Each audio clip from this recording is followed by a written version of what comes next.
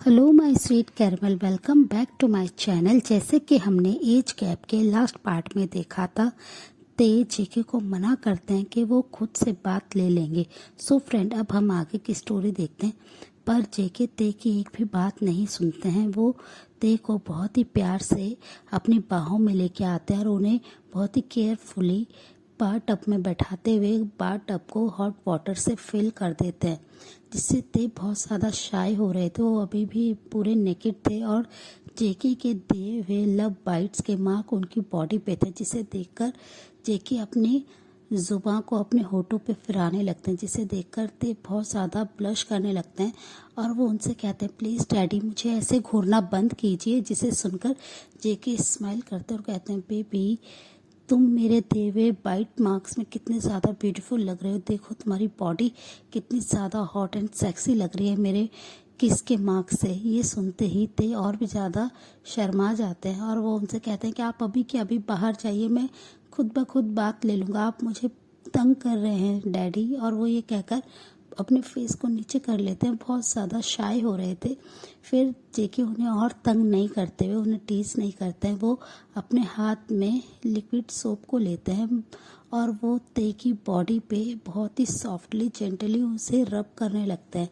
वो स्लोली ते की बैक को भी रब कर रहे थे, जिससे ते को अब काफ़ी ज़्यादा रिलीफ मिल रहा था। हॉट वाटर के वार्मनेस से वो बहुत ज़्यादा उन्हें अपने बैक में आराम मिल रहा था और जेके उन्हें बहुत ही सॉफ्टली मसाज भी दे रहे थे, जिससे ते बहुत ही रिलैक्स फील करते हुए अपनी आइज़ को क्लोज कर लेते हैं।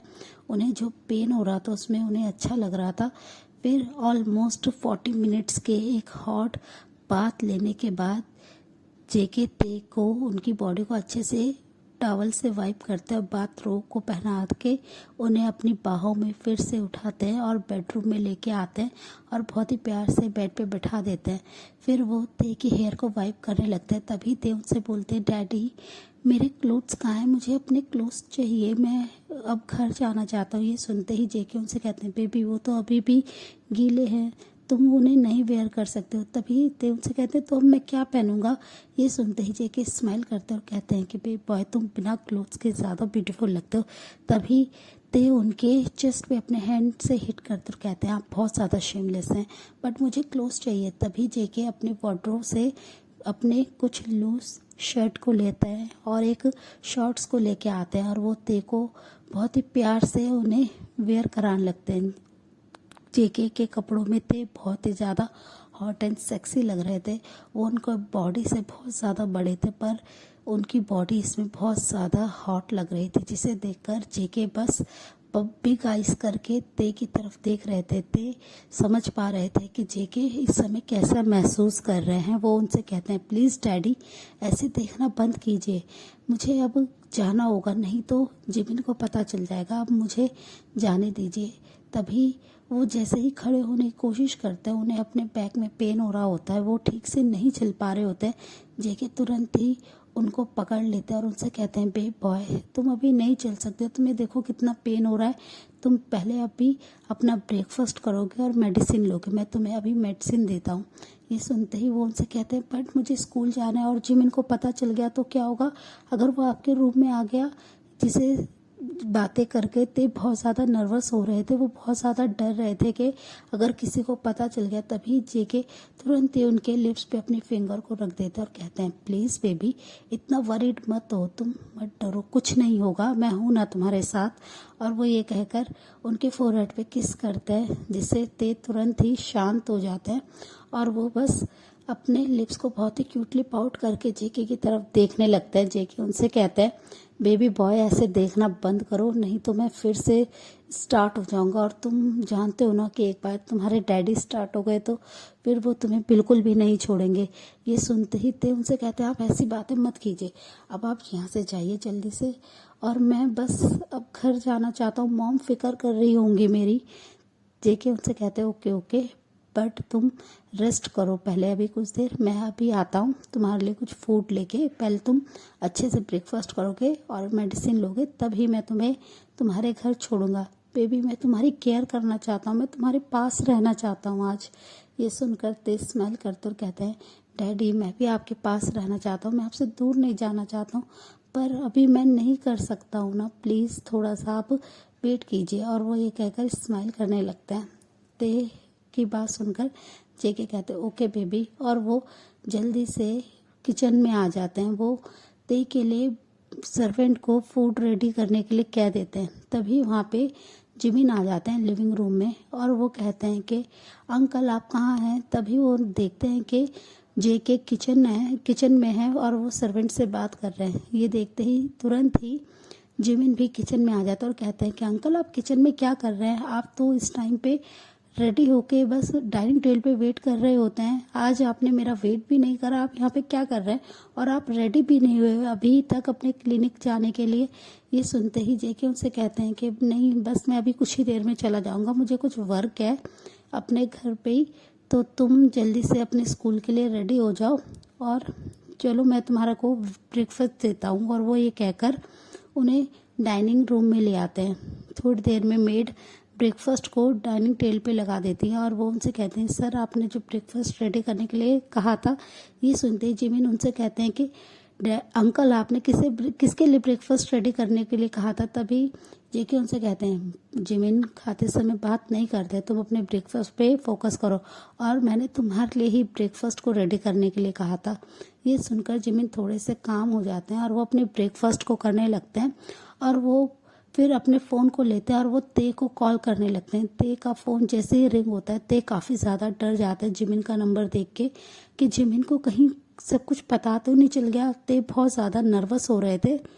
जेके उनसे कहते हैं तुम किसे फ़ोन कर रहे हो। तभी जिमिन कहते हैं मैं ते को फ़ोन कर रहा हूँ, कल से मेरी उससे कोई भी बात नहीं हुई है, पता नहीं वो कहाँ चला गया, और मैं अभी उसे पिक करने के लिए उसके मेंशन ही जा रहा हूँ। ये सुनते ही जेके भी थोड़ा सा नर्वस हो जाता है और कहते हैं कि नहीं तुम ड्राइवर के साथ सीधा स्कूल जाओगे अपने, और तुम्हें ते की फिक्र करने की कोई ज़रूरत नहीं है, ते सीधा स्कूल आ जाएगा। ये सुनते ही जेके की तरफ जिमिन अपनी बिग आइज करके देखते और कहते हैं अंकल आप ये क्या कह रहे हैं, ते मेरा फ्रेंड है, मैं उसे पिक करने जा सकता हूँ। तभी वो कहते हैं कि अपने ब्रेकफास्ट पे फोकस करो और जो मैंने कहा है वैसे ही होगा, तुम्हें सर्वेंट सीधा स्कूल छोड़ के आएंगे। ये सुनकर जिमिन मुंह में आंसर कर देते हैं और वो अपने हेड को नीचे करके साइलेंटली ब्रेकफास्ट करने लगते हैं। और कमरे में बैठे बैठे ते बहुत ज़्यादा नर्वस हो रहे थे। वो जैसे ही बेड से खड़े होने की कोशिश करते हैं उन्हें बहुत ज़्यादा अपने लेग्स के बीच में पेन होने लगता है। वो फिर से बेड पे बैठ जाते हैं और बहुत ही टाइटली अपने स्टमक को पकड़ लेते हैं। थोड़ी देर बाद ही जिमिन वहाँ से चले जाते हैं। ते बस बोर हो रहे थे और वो बस जेके के आने का वेट कर रहे थे। जैसे ही जिमिन जाते हैं जेके सर्वेंट को फिर से फूड रेडी करने के लिए कह देते हैं कुछ हेल्दी सा, और जैसे ही वो फूड रेडी कर देते हैं जेके उन्हें कहते हैं कि इस बारे में किसी को कुछ नहीं पता चलना चाहिए, और वो फूड ट्रे को अपने हाथ में लेके आते हैं। और वो जैसे ही रूम में आते हैं वो देखते हैं कि ते बस बेड पे बैठे हुए हैं। उन्होंने हेडबोर्ड के सहारे अपने कमर को लगा रखा है और वो उनके स्टमक में बहुत ज़्यादा दर्द हो रहा है। उन्होंने अपने दोनों हैंड से अपने स्टमक को होल्ड कर रखा है और उनकी आंखों में बस आंसू हैं, जिसे देखते ही जंकुक जल्दी से रूम में एंटर करते हैं और डोर को लॉक कर देते हैं और बातें कहते हैं baby boy I am sorry, तुम्हें बहुत ज़्यादा पेन हो रहा है लव, और तुम मेरे पास आओ। और वो ये कहते हुए ते को अपने पास खींच लेते हैं और वो उनके टमी पे अपने हैंड को बहुत ही प्यार से रब करते हुए कहते हैं यहाँ पे पेन हो रहा है।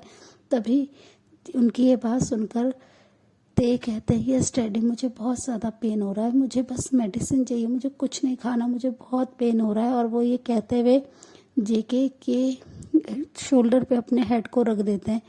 ते को ऐसे देखकर जेके को बहुत ज़्यादा बुरा लग रहा होता है कि उनकी वजह से ते को इतना पेन हो रहा है। वो कहते हैं बेबी बस ये थोड़ा सा फूड ले लो, उसके बाद मैं तुम्हें मेडिसिन दूंगा, उसके बाद कोई पेन नहीं होगा। पर ते जिद करने लगते हैं कि उन्हें फूड नहीं खाना, पर जेके उन्हें कैसे भी मना के उन्हें उनका ब्रेकफास्ट करा देते हैं और वो उन्हें मेडिसिन दे देते हैं। ते को अब धीरे धीरे फीवर भी आने लगा था, जिससे जेके बहुत ज़्यादा नर्वस थे कि कल रात की वजह से ही ते को फीवर आ रहा है, और वो जल्दी से ते को बेड पे आराम से लेटा देते हैं। ते को बहुत ज़्यादा पेन हो रहा था।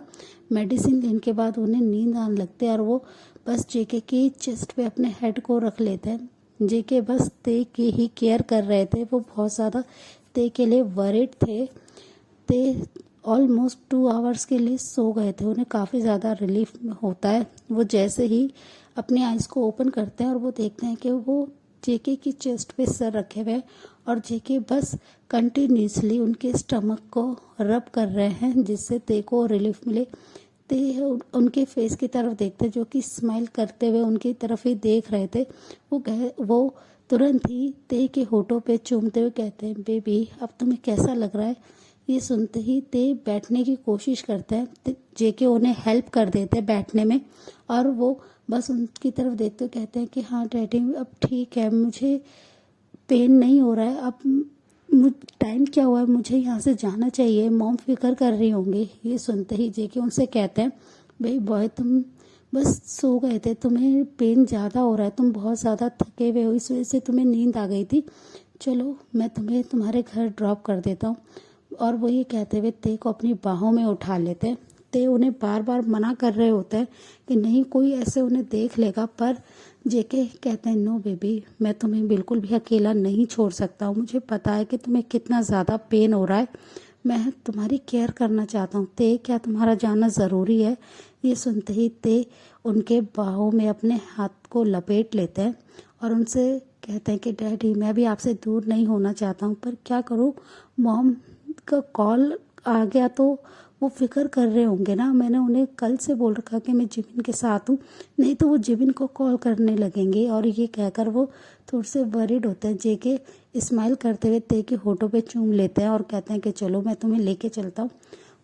ते उन्हें मना करते हैं कि अगर मॉम को पता चला तो, पर जेके उनकी कोई भी बात नहीं सुनते हैं और वो ते को लेके उनके मेंशन में चले जाते हैं। वो जैसे ही ते को कार से बाहर निकालते हैं, ते ठीक से नहीं चल पा रहे थे, उन्हें चलने में थोड़ी प्रॉब्लम हो रही थी। तभी जेके उन्हें फिर से अपनी बाहों में ले लेते हैं। ते उन्हें बहुत बार रोक रहे थे कि मॉम देख लेंगे, सर्वेंट देख लेंगे, आप ये क्या कर रहे हैं, आप मुझे नीचे उतारिए। पर जेके उनकी कोई भी बात नहीं सुनते हैं। वो जैसे ही उन्हें उनके घर में लाते हैं, जिन ये देख के बहुत ज़्यादा वरिड हो जाते हैं कि जेके की आर्म्स में ते हैं और वो वरिड टोन में पूछते हैं कि ते को क्या हुआ और जेके तुमने ते को ऐसे क्यों ले रखा है, सब ठीक तो है ना। तभी जेके उनसे कहते हैं कि हाँ सब ठीक है, बस ते के पैर में थोड़ी सी चोट आ गई थी, जिस वजह से ते हॉस्पिटल आया था, तो मैं ते को ड्रॉप करने के लिए आ गए। वो ठीक से नहीं चल पा रहा है तो उसे अभी रेस्ट की ज़रूरत है। आप को अगर प्रॉब्लम ना हो तो मैं ते को उसके रूम में छोड़ के आ जाऊँ। जिन ये सुनते ही स्माइल करते हुए कहते हैं हाँ हाँ कोई प्रॉब्लम नहीं है, और वो भी उनके साथ जाने लगते हैं। जिन बहुत ज़्यादा परेशान हो रहे थे ते के लिए, वो उनसे कहते हैं कि ते तुम्हें चोट कैसे लग गई, तुम ठीक तो हो ना, तुम तो इस जिमिन के साथ थे। तभी वो बोलते हैं कि हम दोनों बस पिलो फाइट कर रहे थे, जिसकी वजह से मैं बेड पे से गिर गया और मेरे पैर में चोट लग गई, पर अंकल जंकुक ने सब ठीक कर दिया। उन्होंने मुझे अच्छे से ट्रीट करा, जिसकी वजह से अब पेन नहीं है मॉम। उन्होंने मुझे मेडिसिन दे दिया, आप फिक्र मत कीजिए। और ये कहकर वो स्माइल करते हैं। सो फ्रेंड, इस पार्ट को हम यहीं एंड करते हैं। मिलते हैं आपसे नेक्स्ट पार्ट में। तब तक आप मेरी वीडियो को लाइक शेयर कीजिए और मेरे चैनल को सब्सक्राइब कीजिए। Bye bye, take care.